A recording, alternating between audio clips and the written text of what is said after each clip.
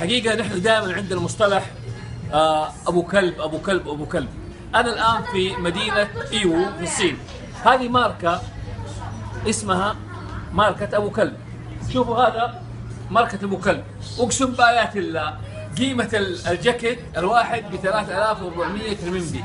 يعني الجاكيت هذا الآن لو جينا نشوف على سبيل المثال يعني هذا مثلا قيمته تقريبا 2000 ريال. يا شباب اللي مو عاجبه ابو كلب الله يرحم والديك، ترى ابو كلب هذا مو اي واحد يلبسه. يعني بكره غيروا مصطلحاتكم، لو واحد قال لكم والله شوف هذه بضاعه ابو كلب فهذا مو عارف ابو كلب. يا ابو شباب ابو كلب هذا ابو كلب ترى بالالاف بالالاف والله 2000 و3000 القميص.